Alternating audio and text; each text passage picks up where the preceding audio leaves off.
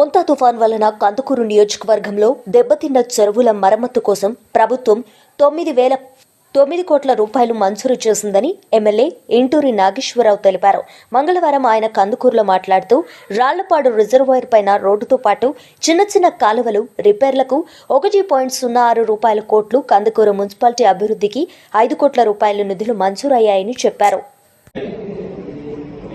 ఈ మధ్య మన ప్రకాశం నెల్లూరు జిల్లాకి మోంతా తుఫాన్ ఏదైతే వచ్చిందో దానికి కొన్ని చెరువులు చిన్న ప్రాబ్లమ్స్ రావడం, వాటిని రికవరీ చేసి దాన్ని మళ్ళా సరిచేసి మళ్ళా రైతులకి వాటర్ అందించాలని చెప్పి రాష్ట్ర ముఖ్యమంత్రి గారు మన నియోజకవర్గానికి కూడా 9 కోట్ల రూపాయలు ఈ చెరువులన్నిటికీ కూడా రిపేర్ కింద ఇవ్వడం జరిగింది. అలాగే రాళ్లపాడు రిజర్వాయర్ మీద కూడా రోడ్డు, అలాగే చిన్న స్లూయిస్ కూడా 1.8 లక్షల రూపాయలు, 1.6 లక్షల రూపాయలు నిధులు కూడా ఇవ్వడం జరిగింది. అలాగే మన మున్సిపాలిటీలో డెవలప్మెంట్స్ కూడా మీరందరూ కూడా చూస్తా ఉన్నారు. మన గౌరవ మున్సిపల్ శాఖ మంత్రులు మన నియోజకవర్గానికి మున్సిపాలిటీని చూడడం కూడా జరిగింది.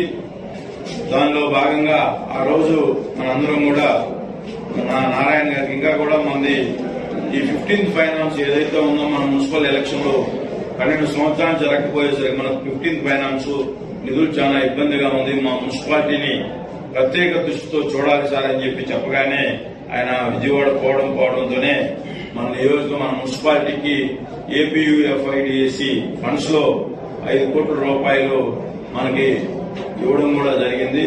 ఇవన్నీ కూడా కార్యరూపం దాల్చిన తర్వాత మన మున్సిపాలిటీ రూపురేఖలు మారుతాయనే దాంట్లో ఎలాంటి సందేహం కూడా లేదు.